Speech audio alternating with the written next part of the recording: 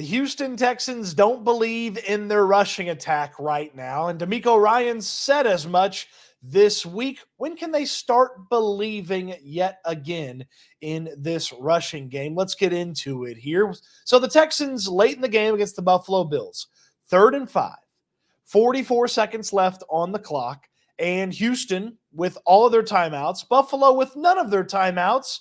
The Texans are in total control of the situation. They run the football. They kick a very long field goal. As time expires, it goes through. They win. It doesn't go through. They go to overtime with the Buffalo Bills. Buffalo never has the chance to possess the football again. But the Texans didn't run the football. They opted to throw the football instead, didn't complete the pass, actually got an intentional grounding call called on them, and then Buffalo had a chance to possess the football. Ultimately, the Texans ended up winning on a field goal that would have been longer than if they had just knelt the football down where they originally had it with 44 seconds left on 3rd down. So, what happened there? Why did that happen? Well, DeMeco Ryans explained what went wrong with that play, but listen closely to why they put it in the air. We felt like they would zero pressure us. So, of course, you would like to say run the ball, but not trying to lose yards there. Felt like with the pass, we can get a quick pass there to the side, quick pass to Dalton there, but miscommunication on the route between Tank, Dalton, CJ, miscommunication at a critical moment in the game, not clean enough, not good enough for us offensively. Like in that moment, like we have to be able to execute much better, and that wasn't good enough. So if you missed the key phrasing there, let me pull that out, isolate it for you. Here's what DeMeco Ryans said about running the football. Of course, you would like to say run the ball, but not trying to lose yards there. The Houston Texans had such little confidence in the rushing attack, not only that they could get some yards, but they felt like it was more likely they were going to get negative yards running the football on 3rd and 5 than putting it in the air with the risk of the time not expiring and for the risk of Buffalo getting the ball back. The Texans felt such little confidence in their rushing attack at that moment that they couldn't run the football. That's not good. That's not good. Now, I understand why they wouldn't have confidence in the rushing attack. Over the last 3 games with running backs, the Houston Texans have run the ball 56 times for 176 yards and 1 touchdown.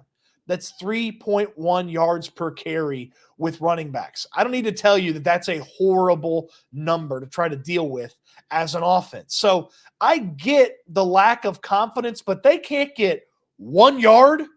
1 yard. They can't get 1 yard to then let you run the timeout, call timeout with 3 seconds left, 5 seconds left, whatever you want it to be, and then kick the game-winning field goal as time expires. Now, this isn't a super critical situation because ultimately the Texans won the game, but the line of thinking, I was thinking about it all day ahead of when DeMeco Ryans explained why they wouldn't have just run the football, and I never would have arrived unless DeMeco Ryans said it at, hey, we don't trust our rushing attack. But that's basically what Ryan said. Cam Akers and Daria Gumbawale were not trusted in that situation to get positive yards for the Texans. That is a bad spot to be in as a rushing offense. And the rush offense is holding this Texans team back. They're the top passing offense in all of football, but the rushing has not been good, and it hasn't looked good since week 1 against the Indianapolis Colts. Now, the Colts are bad at stopping the run, but Joe Mixon's very good at being, well, Joe Mixon, and he hasn't played since midway through the Bears game in week 2. A moment here for my friends at Prize Picks, the best and easiest way to play daily fantasy. I've heard from so many of you about how much you're enjoying Prize Picks. If you haven't joined in, get in. The code on the screen, Stoots, S-T-O-O-T-S. Use it at the link in the description down below. You play your first 5, you get $50 in bonus. It's so easy to put together a Prize Picks entry. Kirko Chains coming off that big Thursday nighter, 238.5 passing yards against the Carolina Panthers. Yeah, he's going for more than that. And Derrick Henry is an unstoppable force.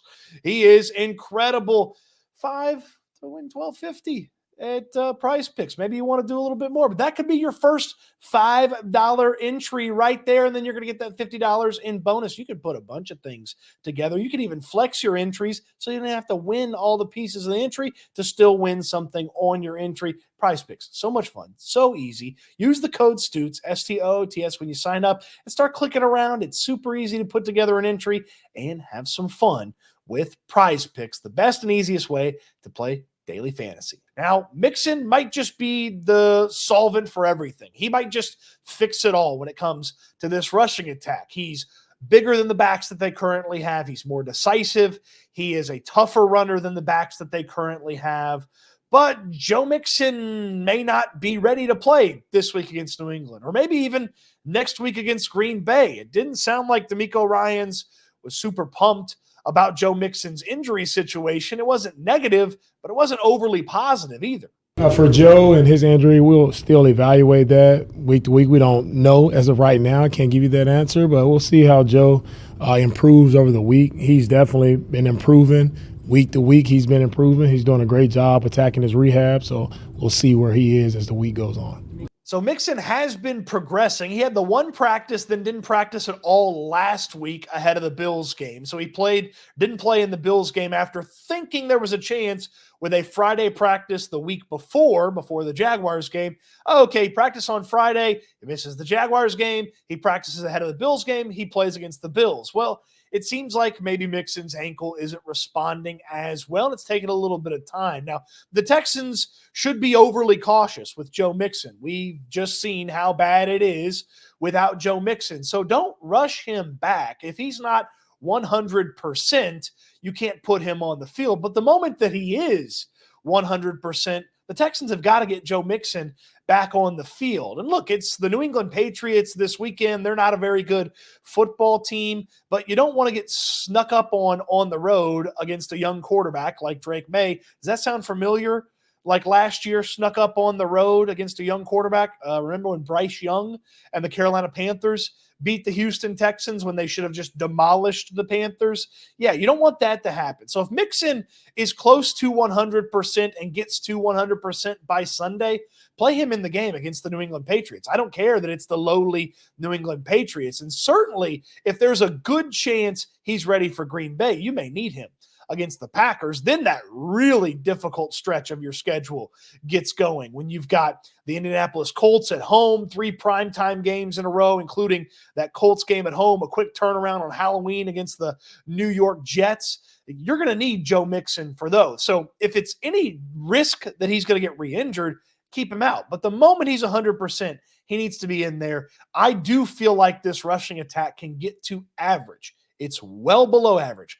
3.1 yards per carry with running backs is putrid. 3.1 yards per carry is lower than any team's season-long yards per carry over the past 10 seasons. I went back and looked to see what the lowest one. 3.2 was the lowest I could find. It was an old Vikings team from about a decade ago. But the Texans at 3.1 yards per carry with running backs.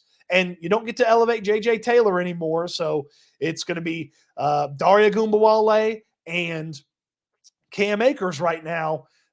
With running backs, 3.1 yards per carry, that's not sustainable. You're going to get caught in a game where the passing attack just doesn't have it that day. And if you can't run the football, you're going to lose that football game. So Joe Mixon has to be the solution for this team. In the meantime, Bobby Slowick's tried a lot of different things. He's tried the reverses, the short game, the sideways passing game. That hasn't been able to replicate the rushing attack. Dameon Pierce, though, we haven't mentioned his name yet, is on the way back and on the mend. Could Dameon Pierce change the way this team is operating from a rushing perspective? Well, I don't know that he totally changes things. He's got 3 carries for 16 yards this season and hasn't played since week 1. So I don't know that he totally changes things for this team, but it's been so bad with Cam Akers and Daria Gumbawale and J.J. Taylor that I'm interested to see if Dameon Pierce has anything for this team. Now, those 3 carries gave you a lot to be excited about, but the preseason results didn't give you a lot to be excited about when it came to Dameon Pierce. So figuring that out, just get him in there and see if he's a little bit better than the guys that you do have once he's healthy. He practiced last Friday. Now, if he's on the Mixon trend, he won't practice at all this week. But if he can practice this week, get him in there. And again, no more elevations for J.J. Taylor from the practice squad. So maybe Dameon Pierce, Cam Akers, and Dare Ogunbowale can patch mill it together for just one more game. But you get to the Packers, you get to the Colts, the Jets, the Lions, the Dallas Cowboys. You're going to need Joe Mixon. So the Texans, in the back of their mind, they got to keep that thing rattling around in the back of their mind. If Joe Mixon is still taking time, and maybe even without Joe Mixon being out, they need to consider making sure they've got a little bit better backup running back situation. Now, it might be as simple as Mixon gets back, Pierce is available, and they're good to go on the ground, and it's much better than the 56 carries for 176 yards with running backs that they've had over the last 3 games. It might be that simple. It's never going to be great, I don't think. It doesn't feel like this rushing offense is going to be great, that typical Kyle Shanahan tree rushing offense where you can just run against anybody. It doesn't feel like that. They don't need that, though. They got the number 1 passing attack in football. Now, that's going to tick down a little bit with Nico Collins missing. All the more reason to figure out how to run the football here in the next couple of weeks. And look, the offensive line is doing their damnedest. They could be a little bit better, but the running backs have to go and make them right sometimes. And Cam Akers and Dare Ogunbowale haven't been able to do that up to this point. Maybe Dameon Pierce can. I believe Joe Mixon will, but there's no guarantee that Mixon is on the way. So how do you get this thing back on track for the Texans when it comes to running? Well, you might just have to wait, wait like you're at the bus stop waiting, or you're in class and you're watching the clock and you're like, oh, is it time to get out of class yet? Is the bell ring? Well, the clock already hit. Why isn't the bell ringing? Why didn't they ring the bell? You got to just wait a little bit for Joe Mixon. But the Texans, in the back of their mind, Nick Caserio, with a little bit of cap space and a little bit of draft capital, maybe you could improve that backup running back situation as one of these teams that's kind of hanging around right now over the next 3 weeks or so, trickles out of the playoff equation. Then maybe, just maybe, you have a conversation about bringing in a little bit more juice to that running back room. Because Cam Akers, Dare Ogunbowale, they haven't been able to get it done. I have low faith that Dameon Pierce will, but if Joe Mixon can get back, he's the bell cow that you expected him to be, hoped him to be. That could fix a lot of things, but you got to have a plan B. Because plan A is Joe Mixon staying healthy, and to this point, plan A, it hasn't worked right now for the Houston Texans. What say you? Ability to run the football centered around just Joe Mixon? Do the Texans give up on their rushing attack, or have they given up on their rushing attack in key critical moments outside of what you need to do?